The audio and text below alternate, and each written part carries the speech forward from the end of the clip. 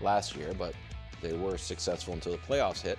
Nick, the question is, does the Cowboys running back situation put more pressure on Dak?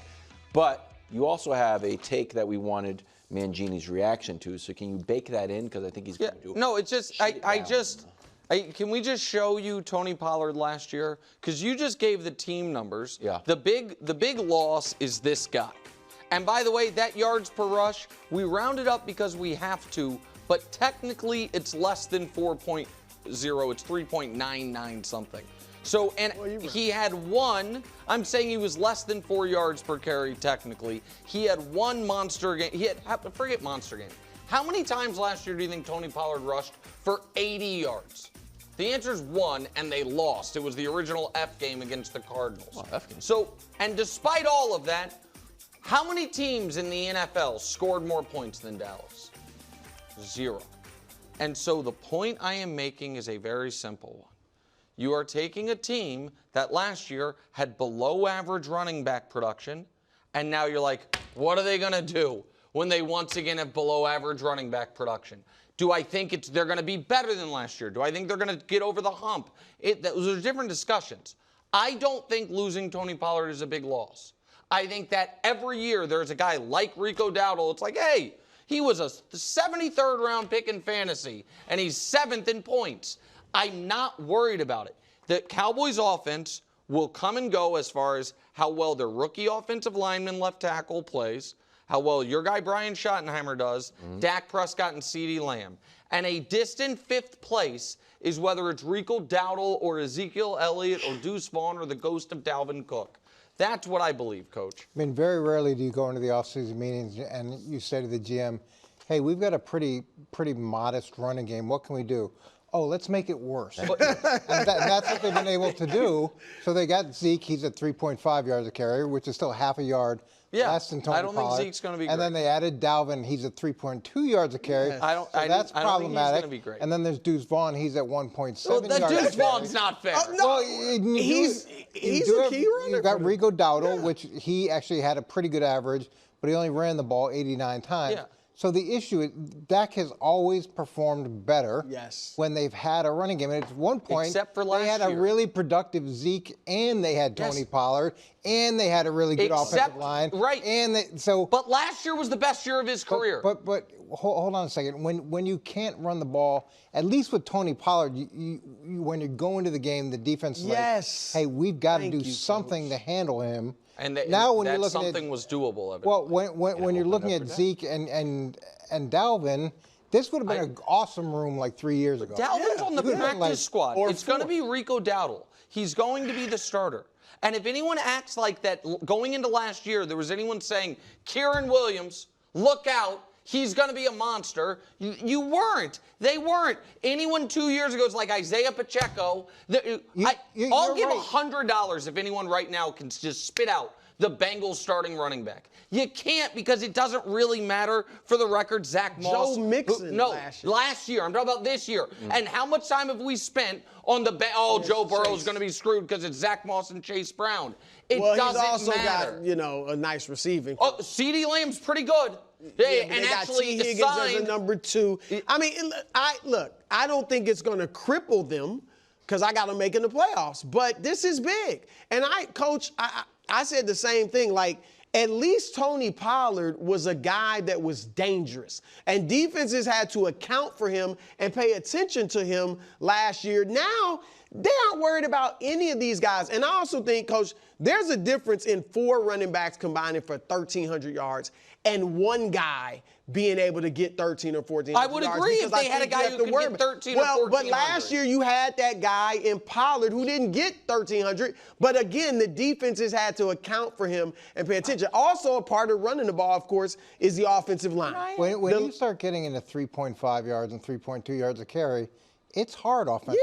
Yeah. It gets really I totally agree with that. I don't think, to be successful. I totally agree with that. But you guys actually think, I don't believe you believe this, that when teams were playing Dallas, going into the week, they were like, guys, we've got to take away Tony Pollard. No, they were not. Not number They were saying one, we but have you to had to take away account for CeeDee it. Lamb. We have to stop the passing attack. They were not. And Pollard is dangerous. They won't even mention Dalvin and Deuce But you are taking into account Tony Pollard in the plan, but you're going in like, we don't really have to deal with Zeke.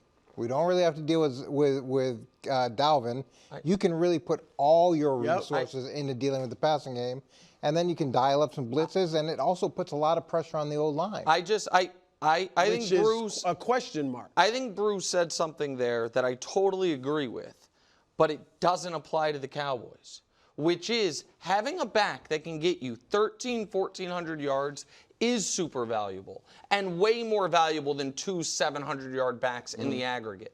They didn't have that. They lost a guy who broke how many I'll throw another thing out there. I bet Rico Dowdle this year averages more yards per carry than Tony Pollard did last year and has more 80-yard games because he just has to get to 2. We are talking about the Cowboys as if they lost a huge asset. They did. Pollard also was coming off the broken leg. Yes, and so they I think scored that's the most part of why points he in wasn't football. as effective. But I'm saying if they had brought him back this year, I think he'd be a lot more dangerous than he even was last year, and I think defenses had to account for him. And you mentioned the offensive line. 2 years ago, 2022, when the offensive line had question marks, just like this year, and I think they drafted well. We'll see what the young kid does. But Dak threw for 23 touchdowns, 15 picks. That was coming off like a 37-touchdown year. They didn't have the same question marks last year when he was No, the offensive line was fine. What was the difference between 2 years ago offensive line for Dallas and last year's offensive line for Dallas? It was banged the up. same guys. No, but it was banged up. They had a lot more injuries. Okay. So I'm just saying, if it's a question mark for them. The line. Part of the reason for coming back is I have to do this for me because I didn't want people thinking I was a lousy coach. Somebody told me, you don't have anything to prove after Minnesota, but I felt I did. He's taken over Dallas defense. Is pretty good. 5th in opponents' points and yards, number 1 in QB pressure percentage. Coach, do you expect the Cowboys to have a Super Bowl caliber defense? This is going to be really challenging for Mike, and I think Mike is a very good defense coordinator. He was a defensive coordinator for a ton of years. When he finished out in Cincinnati, I think 5 out of the 6 years, they were top 10 in points allowed. Goes to Minnesota, it's kind of the same program, especially early on there. So he's done it, but this is a very different style and very different defense than what they had with Dan Quinn. Dan was more like your uncle, and you hang out with him, and I think Mike is more like the headmaster at a private school. Like there's a lot more not discipline in a I don't want to make that a negative term, but it's stylistically radically different. He's a red ass coach. There's a little bit of redness going. Yeah. So whether or not the guys, how quickly the guys adjust to that, how quickly they adjust to the different terminology, scheme, approach. You're not taking over a defense that's poor. You're taking over a defense that's been very successful and had one style, and now you're introducing a dramatically different coaching style and a different scheme. That, to me, is a huge challenge. It'll be a good defense. It won't be a Super Bowl caliber defense. And I'm going to say they weren't Super Bowl caliber last year. All right? Now, they got good. Obviously, they can rush the passer. They got a great secondary. They're vulnerable. Their linebacking core, I don't think, is great, and they're vulnerable to the run. And Wildes, this is what one of the most successful bits in the history of this show was about. That's right. Tomato cans, all right? And here it is. You're not facing tomato cans in the playoffs. Yeah. All right, look at the versus tomato cans. Oh, they were great. 9-1, only gave up 14 points a game. Look at versus playoff teams. 28 points a game? I mean, I'm sorry, that's not a Super Bowl level defense. And by the way, they have 9 regular season games against teams that made the playoffs last year. Only had 7 last year. So they're not Super Bowl. So they do. It should be mentioned that last year's defense, which as the graphic showed, was one of 2 in the NFL, along with the Chiefs, to be great in yards, great in points, which is really tough for Brew because sometimes. Yeah, they against playoff teams. Brew for every. I think the Chiefs were. I'm going to lose my mind.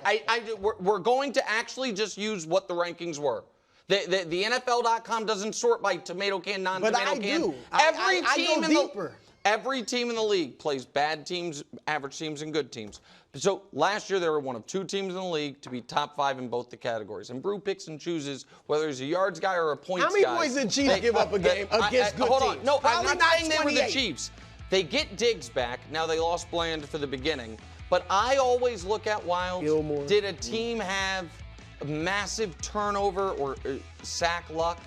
The Cowboys were dead even in both of those. Now, they had massive pick 6 luck, but they were dead even in turnovers forced. There's a strong argument that aside from San Francisco, they have the best defense in the conference. Wow. In the conference, because so many of the best defenses are in the AFC. And I like Zimmer. The defense is going to be fine. Okay. Over the course of the regular I season. mean, Trend towards the tomato can. Yeah. Thanks for watching. Subscribe here to get more from the show and to check out clips from other shows on FS1.